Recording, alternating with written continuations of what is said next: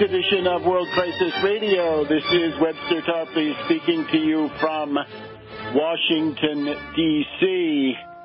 And we'd like to start off by inviting everybody to come to the Left Forum in New York City this coming weekend on Sunday, the 9th of June, at the Left Forum, which will be in Pace University. I think that's Park Row, across from City Hall in Lower Manhattan, at noon Sunday, the 9th of June. And one of the panels of this very large event, this is the continuation of the old Socialist Scholars Conference of the 1960s, which was revived some years ago, and it has probably 1,000 to 1,500 speakers in hundreds and hundreds of panels. But anyway, one of them will include yours truly. So that will once again be Sunday, the 9th of June at noon. It's a week from now. It's the week at the Sunday at the end of the week in which this broadcast will be heard. And do come along. One of the topics, of course, is what do we do, since this is the Left Forum, what do we do with a pro-war left? What do we do with a pro-austerity left? People who run around talking about energy austerity and carbon taxes and other really oppressive measures that would crush the living standards of working people, but somehow these so-called leftists are in favor of it. And it's a largely anti-labor left wing, whatever else we can say about it. So that will be, I think, an occasion of some interest. And unfortunately, there is admission charge. This is not within my ability to influence, but for those who are looking for an exchange of views, this would be the moment. Now, we are in the midst of the battle on student loans. 10 days ago, the reactionary Republicans in the House of Representatives passed their odious Klein bill, which raises the interest rates, and it raises them with an adjustable rate note. That is to say, the Federal Stafford loan, instead of having an interest rate locked in, it becomes an adjustable rate, just like an adjustable rate mortgage. Isn't that wonderful? We've had such a great time, so successful with adjustable rate mortgages, because the Republicans want to make everything subject to the market, and that is exactly the point.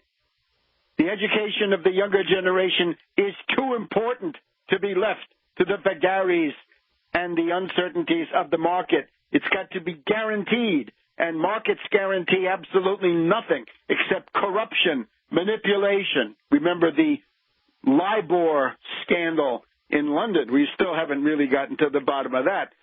17 zombie banks colluding, conspiring over years with the knowledge of the U.S. and British governments, who knew but did nothing. Bernanke knew and said nothing. And people were ripped off. And some of those lawsuits are going through the courts. So that's the market. Monopolies, oligopolies, duopolies, trusts, and so forth. And that's what these Republicans want to bring in. Now, what we have to hope for is that Obama, from his own instinct of self-preservation, will make good on his promise to veto this. If this ever reaches him, he's got to veto it. And today, Friday, the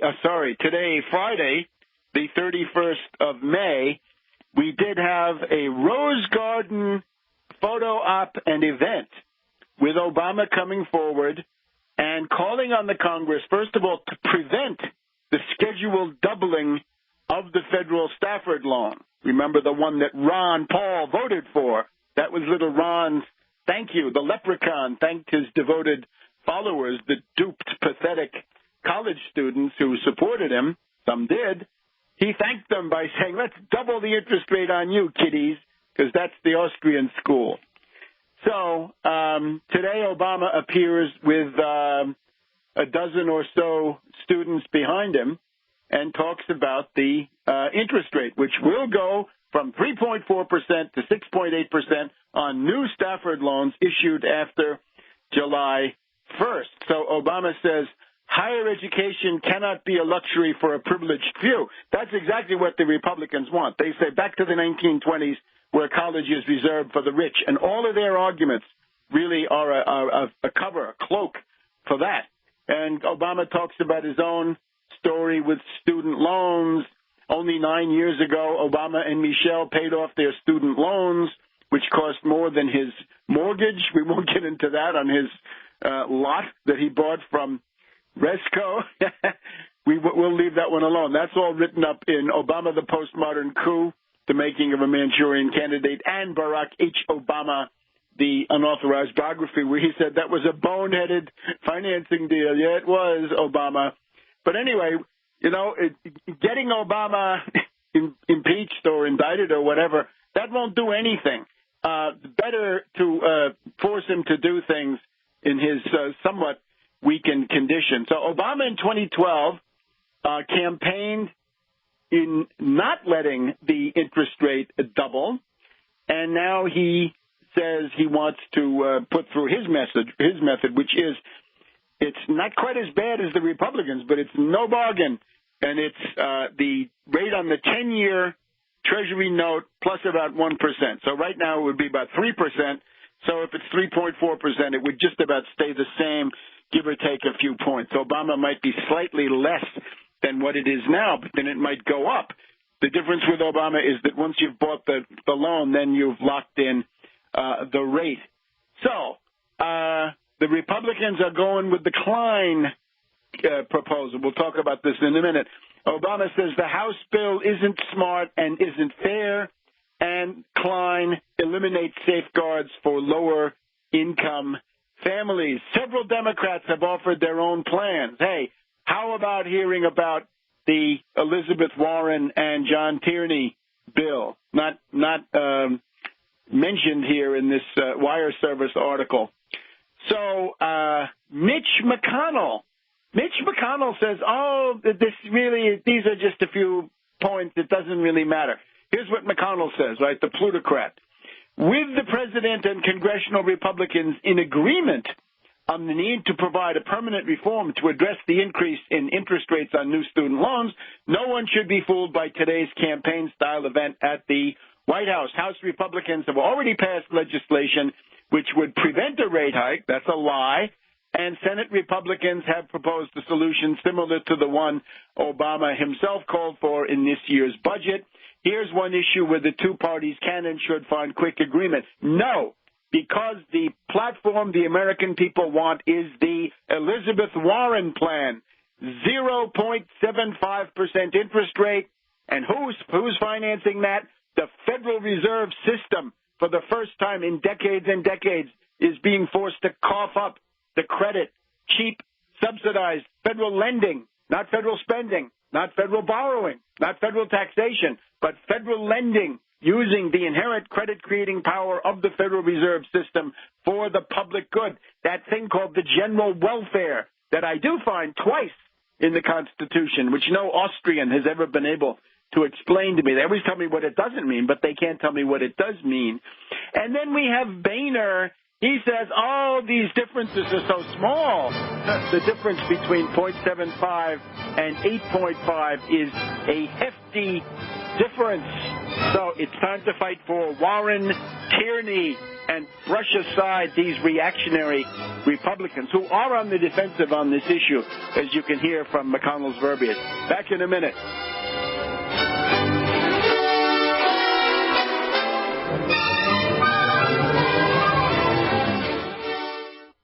Hi.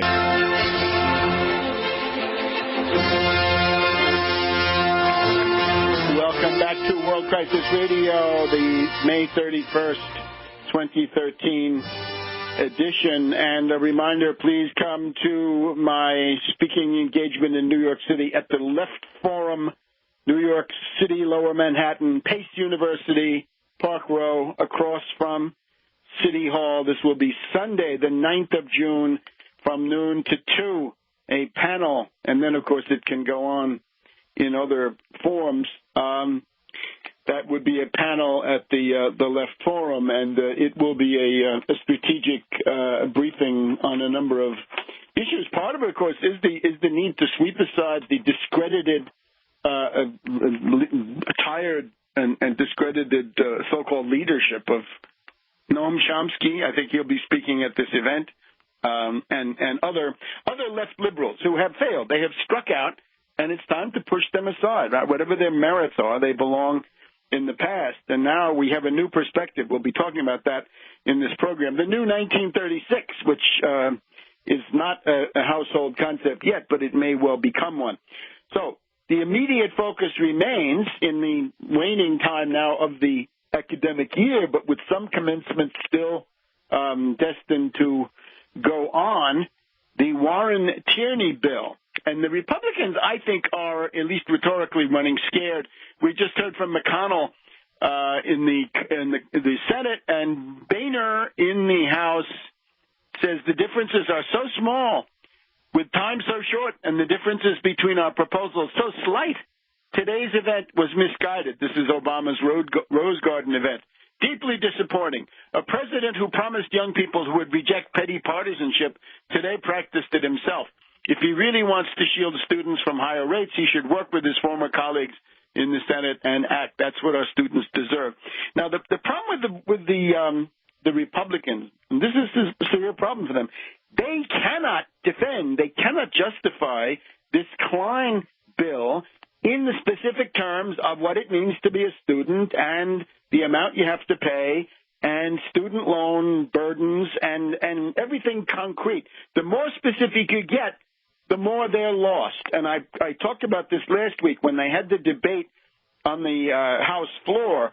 We had this reactionary old battle axe, Virginia Fox, Republican woman from North Carolina, and she really couldn't defend anything about this bill. She just had to fall back on spouting this sort of standard Republican boilerplate Chamber of Commerce rhetoric, get government out of the way, get politicians out of our lives, let the American people go to work, and then everything will be fine, and small government and cut taxes and all this stuff. But still, this doesn't explain why should the interest rate be able to go up to 8.5, and why can't you at least lock in a rate where you know what you're going to be paying?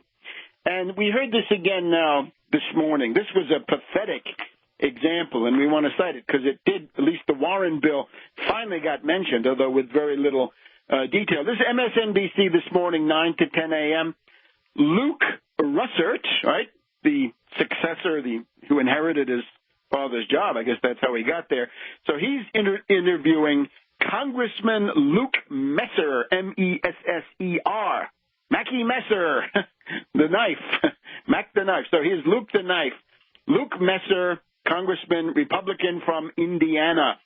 And the question to him is, why should anybody support your bill when the interest rates are likely to go high and can go up to 8.5%, and isn't the adjustable rate a bad deal? So the first thing he says is, the Democrats are trying to change the subject. He says they're experts in diversion. They're trying to get us wrapped up in some debate about a few percentage points of interest. Yeah, this can be quite a big difference if you've got 100,000 of student loans. And he says, this Republican congressman says, everybody knows the real issue here is Benghazi. It was unbelievable. Benghazi is the real issue. And this is, of course, what the I guess the American Enterprise Institute, or was it Heritage, one of those, had put out this thing saying, don't make any specific concrete proposals, just fall back on scandals. IRS, right? Koch didn't get his tax exempt status fast enough, and then Benghazi, which is a complete fraud, until you grill Petraeus and Carter Ham. So the problem for the Republicans is this student loan one. They can't avoid it because the interest rate is going to go up. And if it does go up, this is one of the things that could, I think, ultimately endanger the Republican hold on the House, right? If you could get the students absolutely clear that the Republicans were essentially trying to destroy their future with these high interest rates, that is something that could factor in to a change in the House the next time around. Because students, if you can get them to come out, they do count for some. Problem is you can't get them very often to come out. So Congressman Messer says Benghazi is the real issue, and he says, you're really misleading these kids, right? The issue for them is not just a few points on their loans, but can we have a job for them, and could the economy be brought back? And of course, what the Republicans mean by that is to cut taxes on the rich and to cut the services of government. He says, this Republican congressman, the debt limit is coming up, and the debt limit is a big deal because a lot of Republicans think it's immoral to spend borrowed money. Like, boy, they must have had a Damascus Road conversion sometime in the end of 2008 or the beginning of 2009. And he wants to go on that the Medicare system will be bankrupt by 2023, and they want to force Obama to the table on tax reform and so forth. But you see, none of it is a direct justification of why the interest rate should be so high. And this Russert at least had the decency to ask him, why should the interest rate be higher? And then Russert did bring up the Elizabeth Warren plan. This is actually a sign of progress because MSNBC, their standard coverage, simply leaves it out. So what about that? And what about the idea of giving the interest rate of the banks, right, the 0.75 discount window that a bank can get if it can't get anything else, and why not extend that to students? And essentially just evasive action, right, dodging away, scuttling away, the two-step, the three-step. So I think the Republicans are in some distress, right? The ability to nail them on this, it's one of the few issues where the Republicans are actually being forced to come out with specifics and try to defend them. And what you see is that they just don't defend them. They can't defend them. So there is going to be more attention to this. There's some kind of a conference call, I think, of MoveOn.org at the beginning of next week. If people are registered to that, please get on it and do what you can to beat the drum for the Warren-Tierney bill and demand a really uncompromising mobilization on that. And for those of you who listen to the Diane Rehm Show on National Pentagon Radio, if you go to the Diane Rehm Show website, you'll see that she's going to have a program about that. That is a call-in show. I urge you to be ready to call in and to illustrate what I think does exist, that informed public opinion is a groundswell in favor of Warren-Tierney 0.75% interest rates. Back in a minute.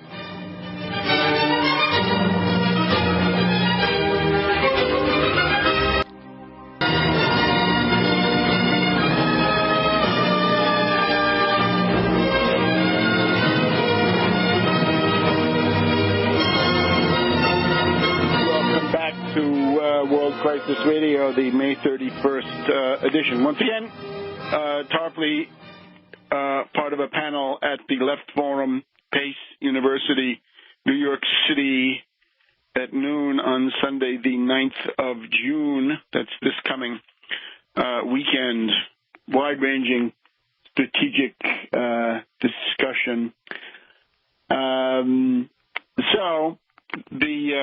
As I said, call into that Diane Rehm program, right? Let her hear what the groundswell of support is in the population, that these interest rates can very well be 0.75%. And remember, the point with this is it's not going to be paid for by borrowing. It's not going to be paid for by taxation. This is precisely the Federal Reserve that's going to pay for it, right? But Bernanke is going to pay. All right, now switching our topic to Syria. The situation continues to sharpen, looking actually more and more like the Spanish Civil War, although maybe the outcome this time might be different. Russia remains strongly on the side of the Assad regime and stability and resistance to the death squads and these Nusra al-Qaeda rebels. Right? Russia has a strong interest in this because the victory by the al-Qaeda forces in Syria would then be translated into another upsurge by similar al-Qaeda types, probably the same people, who would then be shipped into Chechnya and put themselves under the command of this Doku Umarov. So the news this morning is that at least 10 MiG-29s are likely to be sold to the Assad government. Now, that would be interesting because that would seemingly be a new contract, not a pre-existing one, but a new one. Russia feels, of course, free to do this because the British and the French, the discredited Suez Coalition of 1956, the discredited and hated Sykes-Picot imperialists of World War I, they have broken the European arms embargo, right? And this was 25 countries to 2. This was the British and the French, the Colonel Blimp imperialists on the British side, and the Vichysois nostalgics, right? The nostalgics of Marshal Pétain on the French side. They have broken the embargo and say that they will at some point want to ship weapons. But the others, of course, Austria, Czech Republic, Netherlands, Sweden, against it, and the whole group was actually against it. It's just that without the unanimity, the thing broke down. So it's really not that the European Union voted to end the embargo. It's that the sabotage and wrecking operation by the British and the French proved unstoppable. So Russia's getting set to send 10 MiGs. The Russians have concentrated significant part of their surface fleets from the Far East, from the Northern Fleet, from the Baltic, and elsewhere in the Eastern Mediterranean. The Russians have shipped in these Yakontsk, very powerful, very capable anti-ship cruise missiles. The S-300P, very advanced air defense system, is either there, according to Assad, or will be there soon. What have we? We're noticing that Israeli spokesmen are whistling in the dark, right? They're protesting too much. They say, oh, well, we can defeat that. We have standoff missiles. We have other things. Well, maybe we'll find out whether it's so easy to defeat that, and maybe it won't be so easy to defeat it, and maybe some planes will go down. Remember, when you're dealing with air attacks, it's the rate of attrition, right? If you lose 3% or 4% for every sortie, right, out of 100, right, then that's going to add up quite fast, attrition. So the Russians are also pressing for the Geneva conference with the presence of Iran, with the presence of Assad. Now, the death squads, actually, these are not the death squads. These are the lounge lizards. The lounge lizards love to meet in five-star hotels. They've been living high on the hog, or high on the sheep, I guess, in this case. So they have been living the life of Riley in these hotels around the world. And, of course, they represent absolutely nothing. And in case there was any doubt about it, the rebels, one of the death squad commanders, had sent a message in the last couple of days saying to the world, look, those guys in Istanbul don't represent us. We won't follow their orders. We have nothing to do with them. They are nothing. But in any case, the death squad frontmen, the Syrian National Coalition, as it calls itself now, can't agree on anything. That guy Khatib gave up. We have this character Hitto. He doesn't seem to have lasted very long. So the word from Istanbul is that the Syrian National Coalition won't go to the Geneva Peace Conference.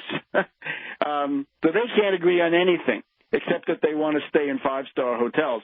They also can't agree on including the, what can we call it, secular to Christian but anti-Assad forces of Michel Kilo. Michel Kilo had gone to Moscow and had been vetted there, and they found him wanting, but he's still operating, and I think he wanted 40 seats, and they offered him 6, and that was not good enough. Now, let us just list very briefly the wonderful qualities of these rebels. They're guilty of cannibalism.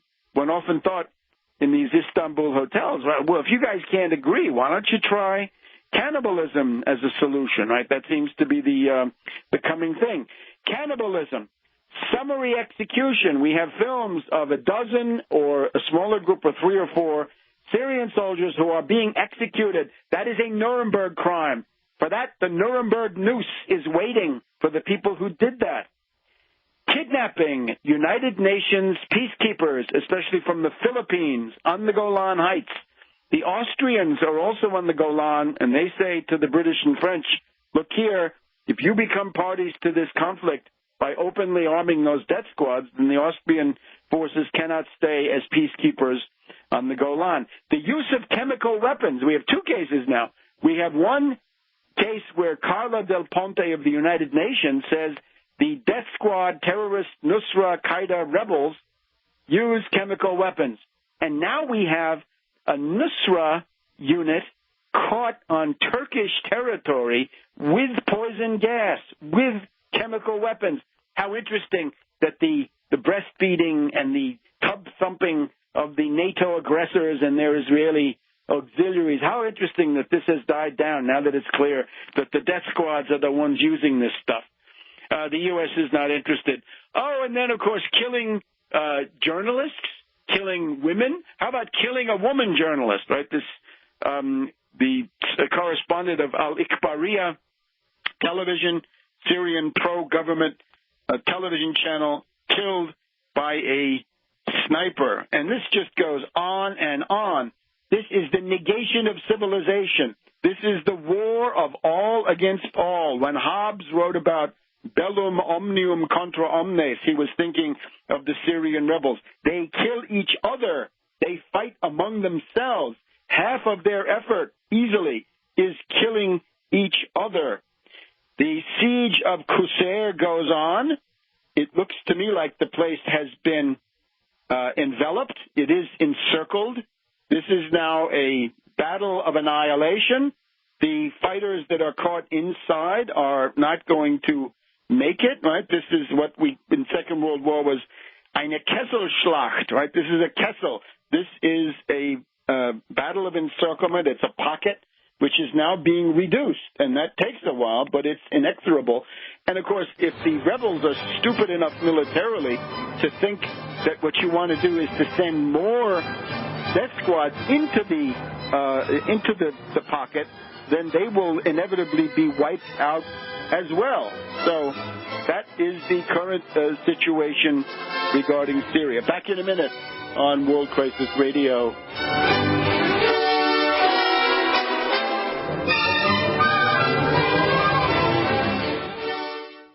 Here.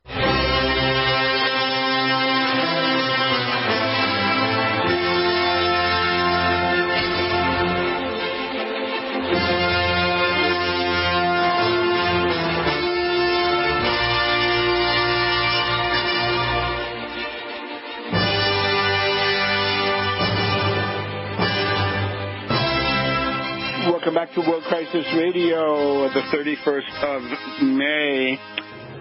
So a couple of more notes concerning this Syria situation. Hollande is now reminding us more and more of these so-called socialists that were essentially responsible for running the Indochina War and the war in Algeria. I guess it was, Guy Mollet or somebody like this, right? The people who engaged in the Suez Adventure of 1956. Hollande is now back to that. And we have an interview of Hollande this morning where he says, how could you expect the rebels to accept Assad remaining in power? Well, that's exactly the issue of the negotiations, Hollande, right? And who appointed these death squads to be the arbiter of the future of Syria? Who appointed a bunch of bearded death squad killers to be the deciders of the future of this country, and that their wishes are somehow automatically going to be fulfilled? We have to issue a solemn warning to Cameron and Hague of Britain, to Hollande and Fabius of France. Any Americans who die in commercial airliners or other such vehicles whose deaths are brought about by surface-to-air missiles supplied by this bankrupt British-French Suez Sykes-Picot Colonel Blimp Vichy Pétain Confederation, they will be personally responsible, and that is then a war crime. Man pads. Don't give man pads to those killers, or you may be left holding the bag. The sharp contrast, we had the United Nations Human Rights Commission in Geneva this week. Sharp contrast, a decent international civil servant, Carla Del Ponte, pointing out that it was the rebels who are most likely to have used poison gas. This Navi Pillai, this is not an international civil servant. She distinguished herself already as a warmonger and an imperialist stooge in regard to Libya, and now she's doing it again with Syria, right? That Navi Pillai, as all of these Orwellian double thinkers, anybody gets killed in Syria, it's the fault of Assad. And, of course, that's what Hollande says, too, that if you get killed, it's going to be Assad's fault, right? Because he could have given up, right? But then look at the chaos, right? And look what it's going to mean. Emirates, microstates, mini-states, rump states, warlords, chaos, the breakdown of civilization, bellum omnium contra omnes, the war of all against all. And then McCain, the warmonger, the obsessive McCain, obviously bearing some kind of guilt, something that he did in the prison camp, the fact that he seems to be implicated in shooting off this rocket, the hot start that seems to have blown up a U.S. aircraft carrier off Vietnam, something to do with his betrayal of the POW MIAs in Vietnam, for which he became an enforcer for Nixon and others. McCain slips into Syria and cavorts with the terrorist leadership on the ground. And unfortunately for him, McCain goes in to meet General Salim Idris, the well-known CIA golden boy. There's been about a 4 to 6 week CIA world press campaign to accredit this Idris as some kind of a leader. But unfortunately, at the meeting in the background, we see the face of a terrorist kidnapper, somebody who is on record. He helped to kidnap Shiite pilgrims, held them. That's of course a war crime in itself, right? Kidnapping civilians, holding them, threatening to kill them. McCain is happy to meet with kidnappers and terrorists and so forth. Isn't it time for McCain to be indicted? If Holder wants to relieve the pressure on himself on things which are, by comparison, not anywhere near as important, we don't really care whether the Koch brothers got their tax-exempt status so that they could finance their filthy reactionary Tea Party organizations. We don't care about that. Those tax-exempt grants should never have been made. There are other ones that should not have been made either, but we're not going to get riled up about this. But why doesn't Holder impanel a grand jury and indict McCain, since a grand jury will indict a ham sandwich, indict McCain for giving material support to terrorists, because the people that he met with can be documented. We have one case already, the kidnapper. Look at some of the other ones he met, and look at them, and that traces back then to Al-Qaeda and various, it can be Al-Qaeda in Iraq and Syria. And there's probably also an indictment against McCain for violating the Logan Act, that he is making foreign policy and he has no such legal ability. So McCain has gone way out on a limb, and this is just, it really is amazing.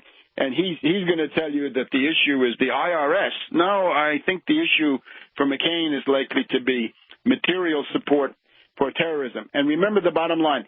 Most recent poll, 66% of the American people are sick of war, had enough of war.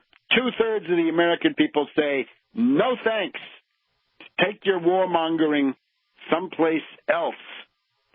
Now, changing gears, right? We're going to go into our second hour in a minute. Let's just look at some of our issues of austerity, right? And I would point to, a couple of things, right? The Emanuel brothers, let's just take care of them. Isn't this amazing? We've got the Emanuel brothers attacking civilization on two fronts. We've got Rahm Emanuel as mayor of Chicago, who is determined not only to bust the teachers union, but to close a large number of Chicago public schools. And in doing this, of course, he's following the Arnie Duncan Obama line, right? This is what Obama was doing when he was the head of that Chicago Annenberg Challenge. Bust the teachers union and then break up the school system, privatize it, wreck it. And the two main threats to education are privatization and this obsessive testing. But let's also not forget, we've got Ezekiel Emanuel, Rahm's brother, is active here in the Washington, D.C. area.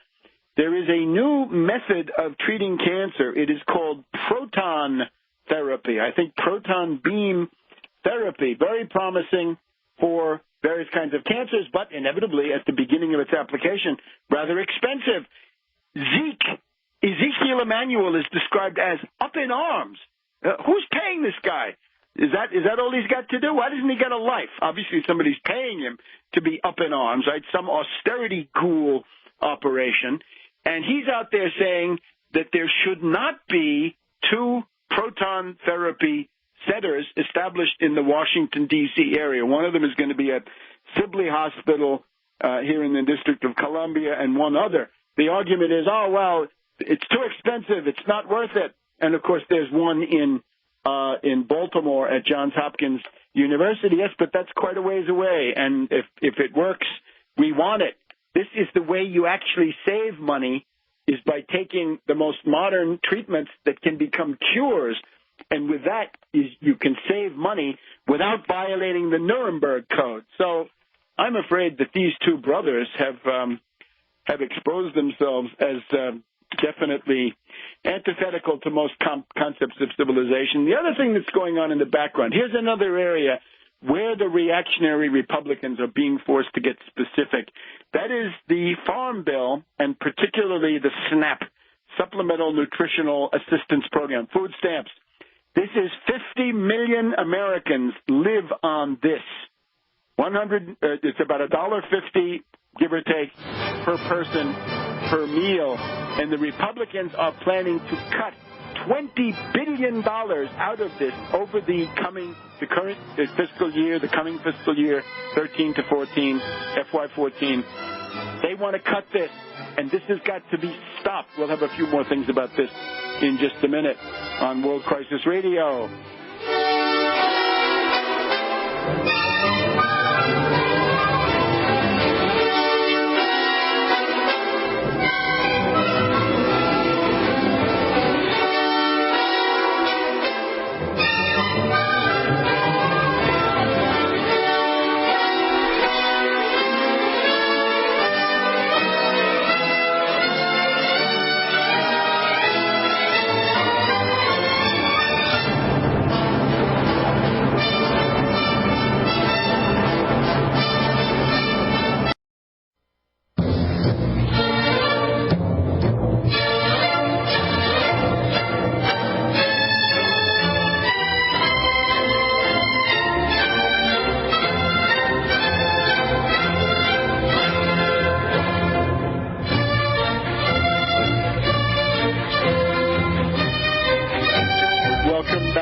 Second hour of World Crisis Radio. Webster Tarpley here in Washington, D.C. It's May 31st, 2013.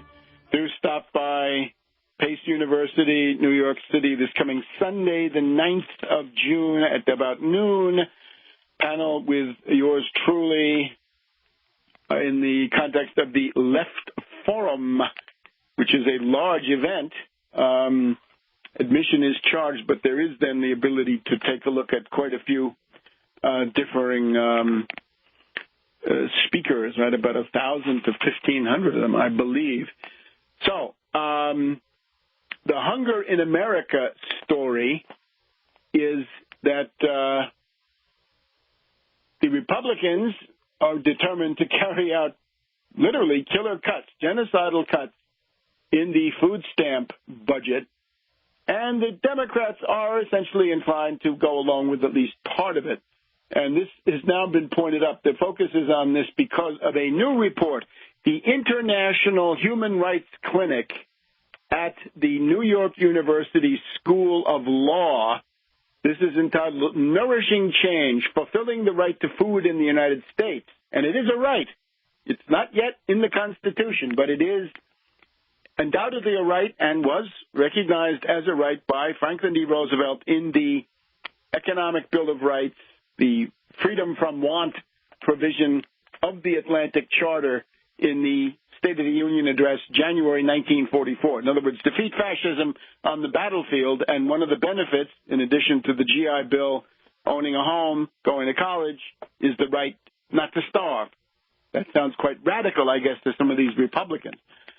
So 50 million people on food stamps, 17 million of them are children. Food security radically increased, of course, because of the depression and similar problems. So focus on food insecurity. And, of course, if those cuts go through, 2 million people will be pitched into the area of acute food insecurity, that is to say, possible starvation. And that is barbaric. And that is not within the realm of acceptable discourse. Krugman, in today's New York Times, also tries to defend the food stamp program. He cites Moody's Analytics that every dollar spent by food stamps, SNAP, Supplemental Nutrition Assistance Program, increases the GDP by $1.70. So you practically have it, to a significant degree, it pays for itself through increased tax revenue. The Republicans determined to pitch $20 million into the outer darkness. There's also the question of the WIC, Women, Infants, Children cuts that have been implemented under this genocidal sequester program. And the article from Krugman, however, concludes that this is, of course, it's a moral and political outrage. He says, this is the time to get really, really angry. All right, Krugman, I'm really, really angry, but it's not enough just to sit here and be really, really angry and think bad thoughts and maybe call names or do something like this that Wall Street and Republicans and the Koch brothers and the rest of this. How about we do the Wall Street sales tax and we make the big zombie banks and hedge fund hyenas pay for food stamps with a 1% Wall Street sales tax on Wall Street turnover? We suppress speculation at the same time. Krugman, you should be for this. You should be putting it in your column. Keynes is for it. Keynes explicitly supports a tax on stock turnover and financial speculation. And then I would add the one that Keynes doesn't seem to have understood, the need to nationalize the central bank. This with Keynes, he's not there. He's too much a part of the central bank world himself to understand that this is outrageous. We wish to nationalize the Fed, as much of it as we can at any given time. And right now, the obvious vehicle is the Warren-Tierney bill. And Krugman, I wonder, where's your column supporting strong support for Warren Tierney? Your friend Stiglitz is in favor of it. So isn't it time to mobilize? And we will get sometime today the word from the Social Security trustees about the viability, the amount of money that's in the trust fund for Social Security on the one hand and Medicare on the other. And this will come down to a number of years, right, until the money theoretically is gone. But look, don't accept any of that because the answer is the Wall Street sales tax. And if there's not enough money, it's because Wall Street is paying nothing. So here's an interesting one. Medicare has, in a year that's gone by, Medicare has gotten farther away from exhausting the money in the trust fund. So we're told that as of last year, it was expected that the Medicare trust fund would be exhausted in 2024, but now, despite the fact that a year has gone by, it's 2026. So Medicare is fine until 2026, 13 years. Plenty of time to enact the Wall Street sales tax, make the zombie banks and the hedge fund hyenas pay to prolong the program, and defeat Peter Peterson of Lehman Brothers and his crackpot Institute of Economics, right, the austerity ghoul faction. And Social Security, their fund at the Social Security is valid until 2023. So on that one, of course, Obama is guilty of undermining the longevity. He wanted to get an easy stimulus, and that was this demagogic piece of idiocy and criminality of cutting the Social Security payroll tax so that he could get the Republicans to agree with it, because it was a way of putting a nail in the coffin of Social Security. So Obama could look good and say he was putting money into your pocket, but he forgot to tell you that he was doing it by destroying your pension that you're going to rely on later in life. So 2024 to 2033, plenty of time for the Wall Street sales tax, and, of course, plenty of time to nationalize pieces, more and more, and ultimately the entire Federal Reserve nationalized, deprivatized, federalized, seized, what have you, in order to finance a recovery. Make Helicopter Ben finance your college loans. Make Helicopter Ben finance your mortgage so you don't get foreclosed on. Make Helicopter Ben cough up to finance the rebuilding of Superstorm Sandy victim states, New York, New Jersey, Connecticut. That Oklahoma City case, tragedy out there. Make Helicopter Ben cough up. Same thing for other places. So that is the austerity front. Now, concerning austerity, this gets us into our perspective here in the second hour.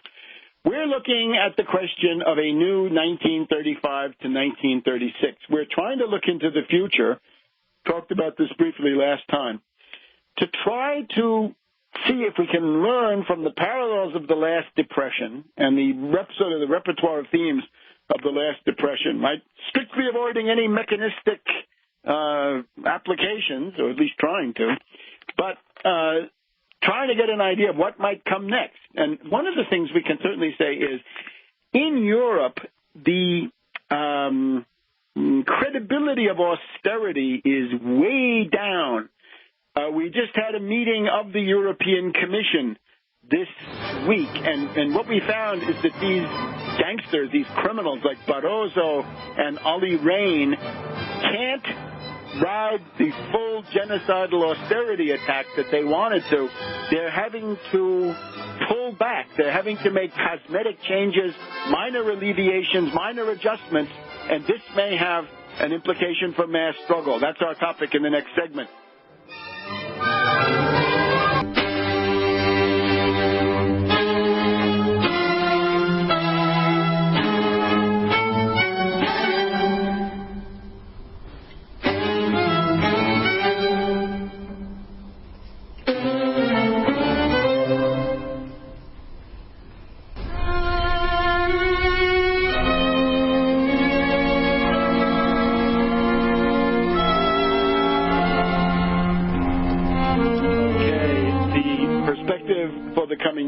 Right? And the guide is, generally speaking, the last depression, the time from 1929 to 1935-36. It's about 6 to 7 years, and it's the distance between the first deflationary panic crash, in those days it was the crash of 1929, and a mass strike upsurge. In other words, a sharp left turn, certainly we can call it, but a mass strike upsurge, and what the potentials are and the lessons that can be drawn. Compared to that, we are now, we will be next year, 6 years into the Depression. That is to say, 2014 is 6 years after 2008. And then, of course, then 2015 is the 7th year of the Depression. And unless, of course, recovery programs are implemented, that depression will continue. This depression will continue to go on. What I'm trying to point to, though, right now is the European Union basically says to these different countries, you have more years. You can take longer to reduce your debt. We don't want you to increase the austerity quite as much. They are facing this unemployment catastrophe across the European Union. It is now 23.5% unemployment for people under 25 years of age. If it's Greece or Spain, it's 50%. Even places that are supposedly prosperous like Germany, Austria, 8% youth unemployment. That's an awful lot. So there's it's not a fundamental policy change. It's a cosmetic change. It's really just a kind of Delphic trick to keep austerity going, but to slow the pace and to, for the moment, take evasive action so that you're not causing some kind of an immediate explosion. But what we can see from history is the moment where there's a breathing space, that is when working people may then decide to fight back and to mobilize. The other thing is this interesting story about the Reinhardt-Rogoff quackademic research, right? These are two Harvard professors, I believe. They put out this stuff about the amount of debt you have in a country, public debt, government debt, compared to the growth rate, and they claimed that they could show that if you had a lot of debt, your growth rate would go down, and this then became an argument in favor of genocidal austerity. Their data has now been shown to be flawed, fudged, whatever it is. The exposure of the Reinhardt-Rogoff quackademic duo is to some degree, I think, an attempt in this country also to fight back against austerity, to say essentially, you have no theoretical basis. You have these two fraudulent researchers that didn't live up to their standard in the research design. Okay, now let's try to go through this. I first of all urge you take a look at Tarpley.net. There is a write-up of this. So nobody's been able to get out of the Depression. Japan is now doing this high-risk competitive devaluation racket that could lead to panic at any point. Iceland, of course, not a success story. Living standard cut by one half. They're not happy. So go back. We will just simplify it, right? We won't do all the intermediate stages. But 1929, the crash, reaches bottom 1933. That's a period of right turn, right? Nazi seizure of power, and so forth. But then in 1935, 1936, you get the beginnings of an upturn. It means, however, that you've gone through a period of pretty bad stuff. Germany, Italy, Portugal, Austria, all fascist by 1934. Hungary, Poland, Romania, Bulgaria, Balkans in general, military or civilian dictatorships, fascists in England under Sir Oswald Mosley.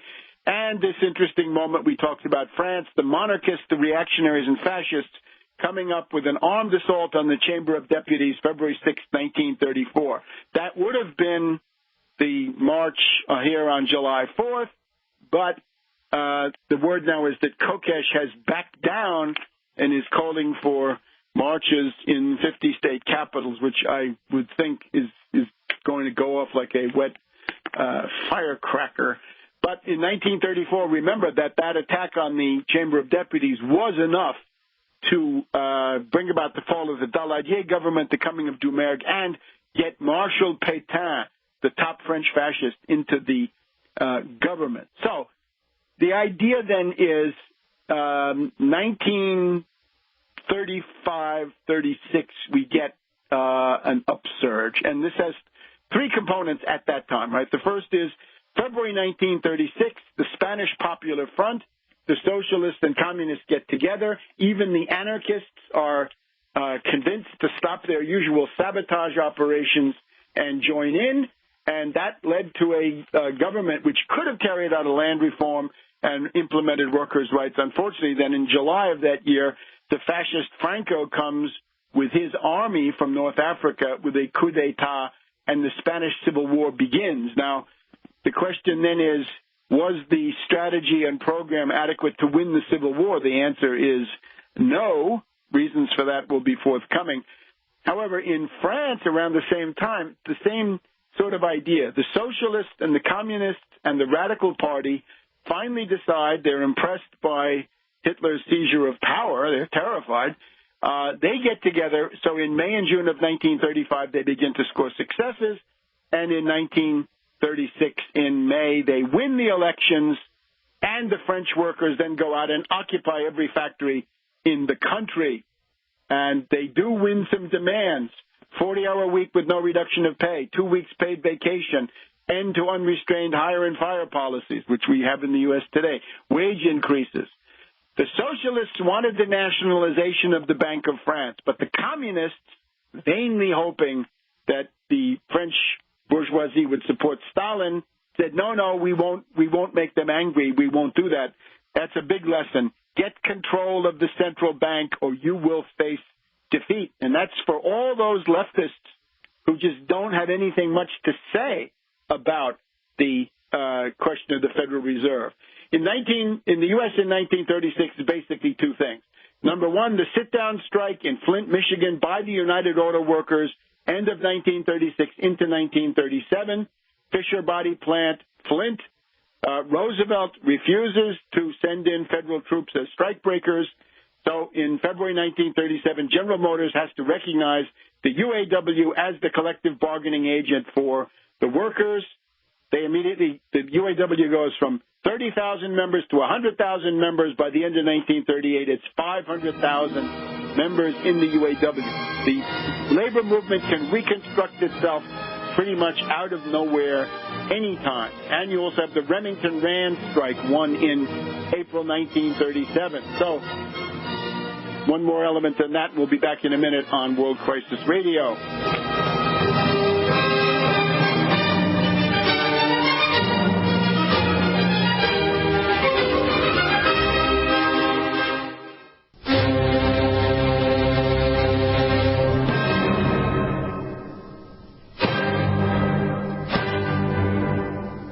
Welcome back to World Crisis Radio. So 1936, we've just gotten 36, 37. The UAW wins at General Motors.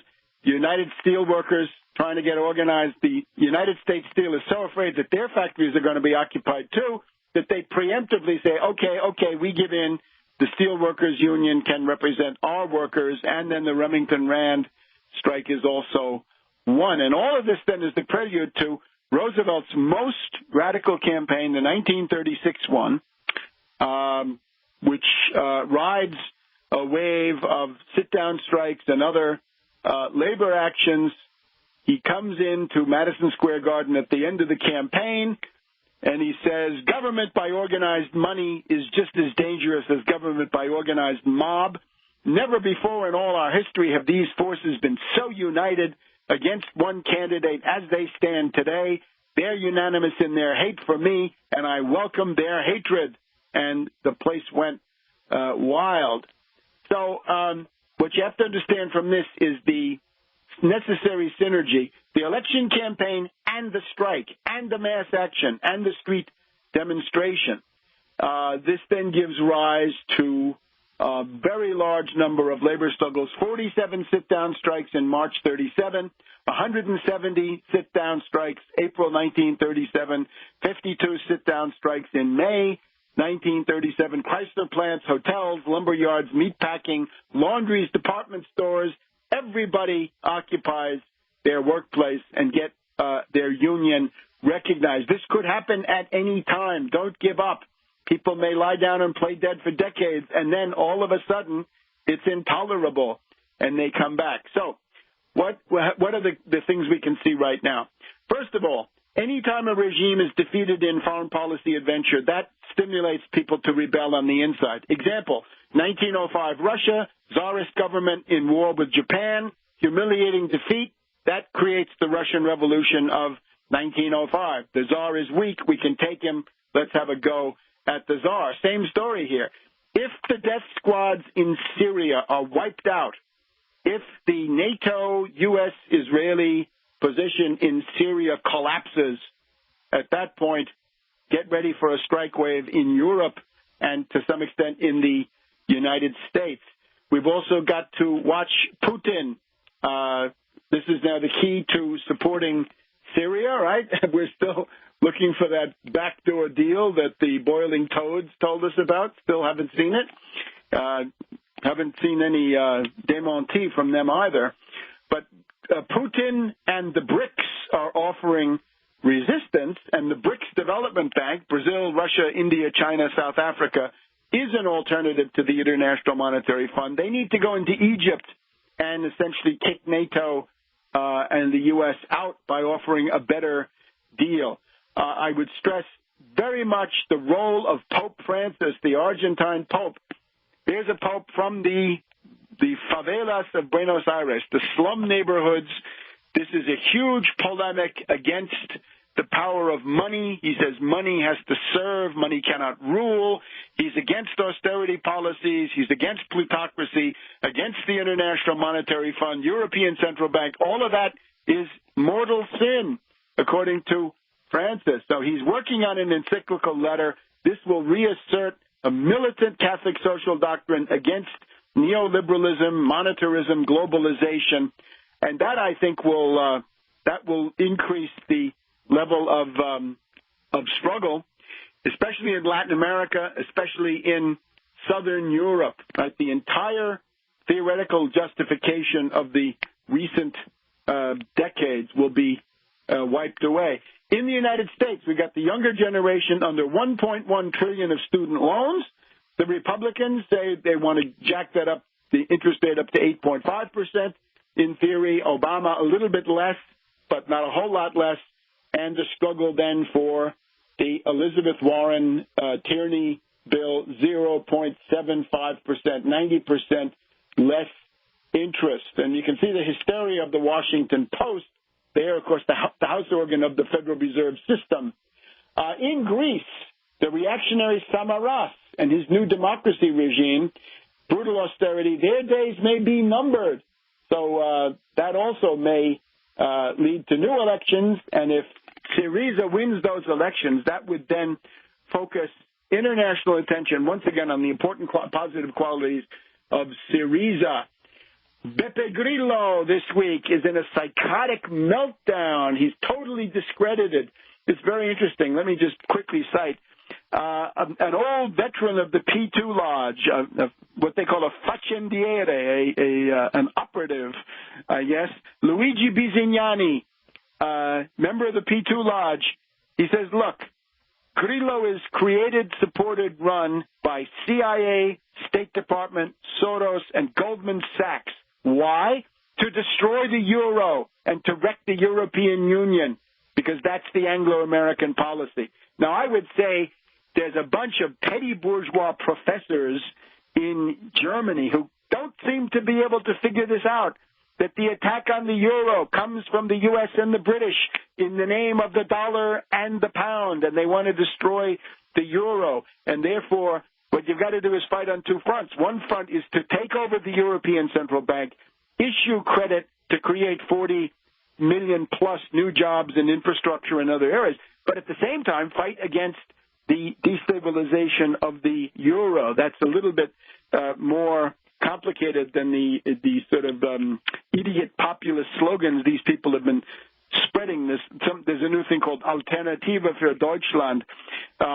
This is the petty bourgeois, the Spießbürgerliche opposition to the euro, right? Legal cranks who'll always tell you that it's illegal, but they won't tell you how to get out of a depression. And indeed, these people can't see beyond the euro to the fact that there is a world depression. And if you get out of the euro, you're still going to be in the world depression, but they won't deal with that, right? And actually, your ability to fight the world depression is less once you get out, once the euro is destroyed. Nigel Farage of the UK Independence Party, similar snake oil salesman.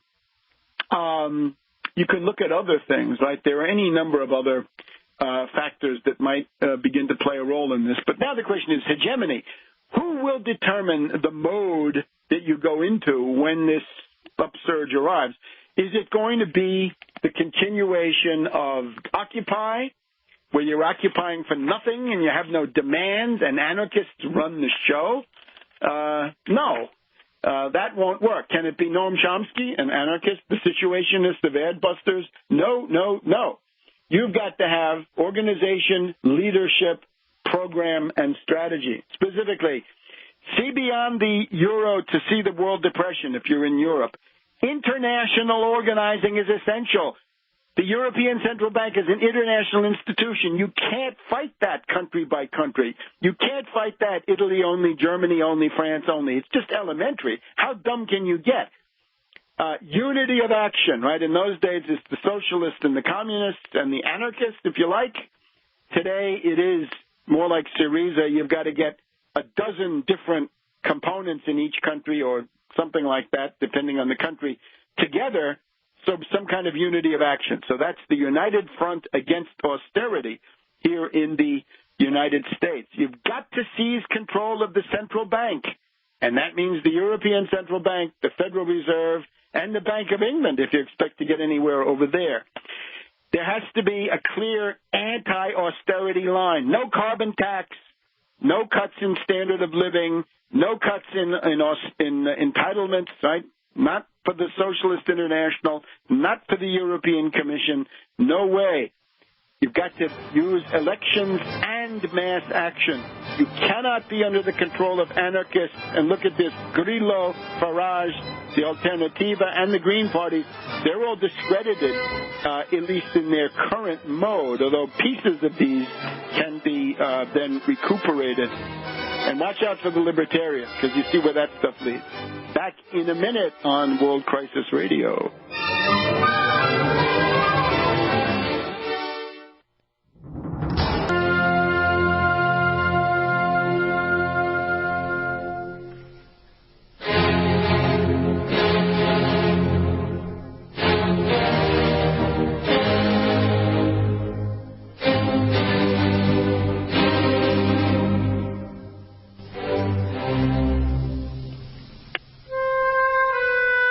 Welcome back to World Crisis Radio. In our last segment here, looking forward to this left forum. One of the speakers will be Oliver Stone and his historian sidekick, a guy called Kutznick from American University. And we've just been looking at this Untold Story, the series from Showtime Television. There are some positive features. It is good to highlight the heroism of the Soviet Union in World War II. We would always say here that the defense of the Soviet Union against Nazi Germany is the greatest military achievement in human history, and the gratitude of the American people to the Soviets, Russian people, is eternal, and we honor it right now. And we honor it in the dealings with somebody like Putin. I wonder if Kutznick does. I'm not sure that he does. In any case, to go beyond this to adulation actually detracts from the authority of the overall argument. It simply will not do to say, oh, the Hitler-Stalin pact, the crushing of Hungary, the Prague coup, the Berlin blockade, the Cuban Missile Crisis, all of these, somehow we can understand the Soviets and why they did it. I would even add the 1983 nuclear alert, right, which got us close to World War III.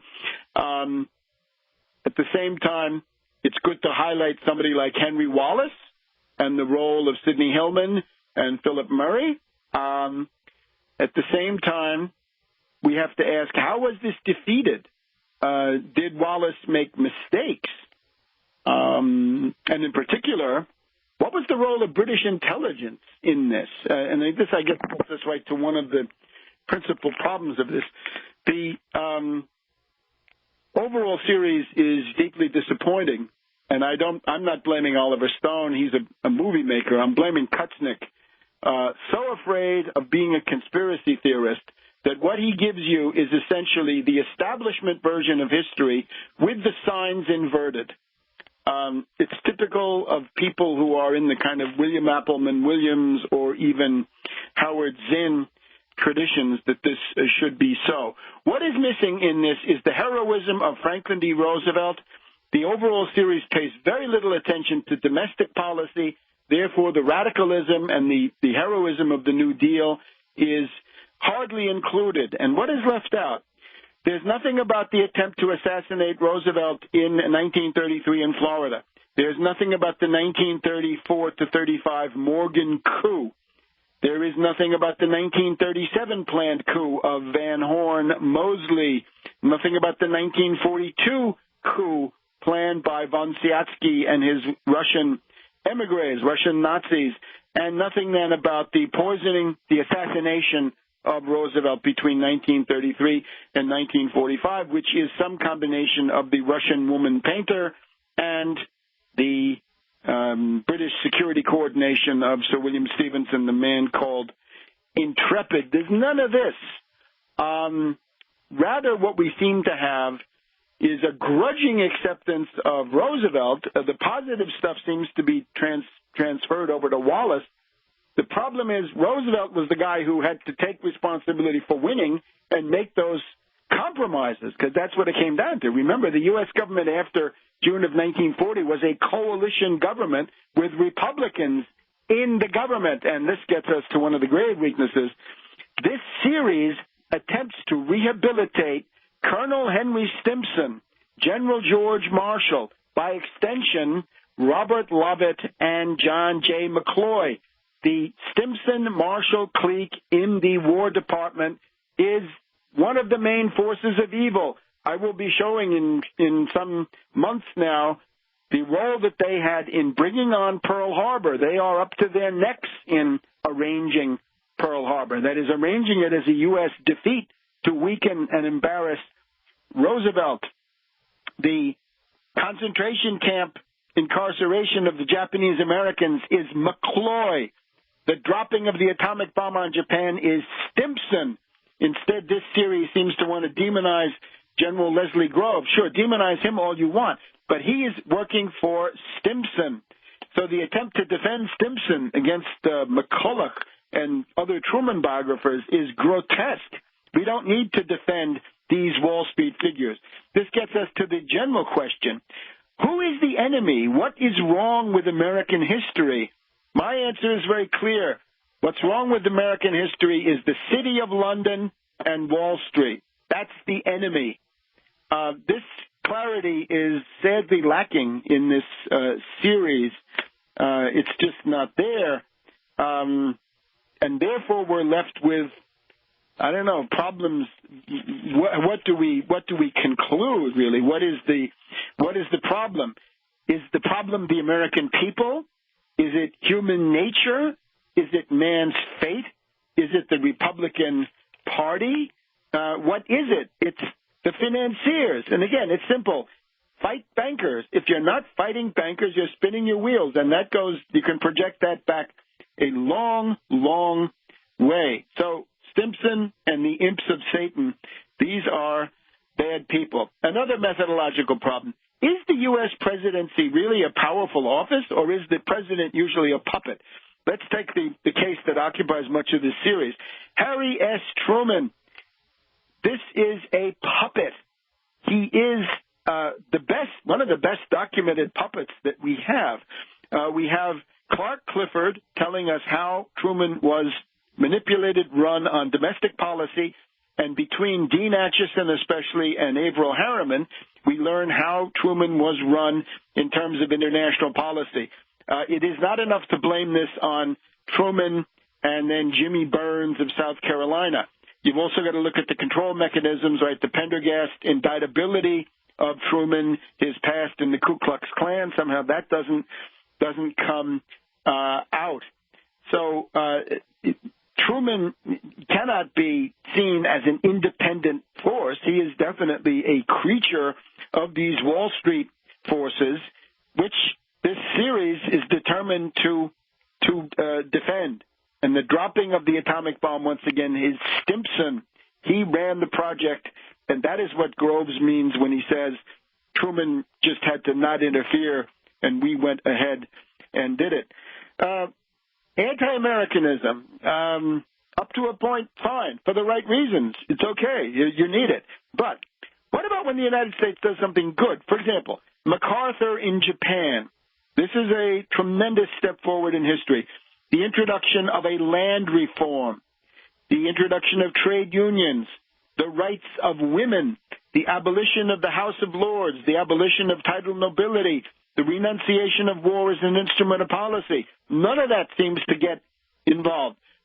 Roosevelt as the anti-fascist par excellence, attacking the Nazi dictator and fascism in the quarantine speech of Chicago, 1938. Not worth talking about. When Eisenhower blocks the British, the French, and the Israelis in the Suez Crisis of 1956, doesn't get in. How about Roosevelt's Lend-Lease program? The Soviets, of course, had the human sacrifices. It's really a matter of the Red Army and U.S. production. That's pretty much what won the war. So the honor, of course, goes to the Red Army and their human losses. But the Lend-Lease was indispensable, as the Soviets more or less admitted. So this doesn't get mentioned. We also have to remember that the Comintern policy of the 1920s, the so-called third period, the social fascist theory, was instrumental in bringing Hitler to power. Stalin had this theory of Hitler as the Liedekol, the icebreaker of the revolution, and seemed to welcome his seizure of power. Later on, there was the Hitler-Stalin pact, but that, just like so many others, seems to be something you have to just sweep under the rug. The Atoms for Peace program by Eisenhower. The Atoms for Peace by Eisenhower is the way to world economic development, but our authors don't like it because it leads to nuclear proliferation. So those are some of the points. There's also the unfortunate fact that the series gives up on the Kennedy assassination and 9/11, the establishment official version of the Kennedy assassination and September 11th, 2001 is accepted. And I'm afraid what we're left with is some left liberals who don't have the guts to tell you who actually did these things, and therefore we fall back on some kind of collective guilt of the American people. Well, here we reject collective guilt, not for Germany, not for the U.S., not for anybody. It's wrong, and we'll see you again next week on World Crisis Radio.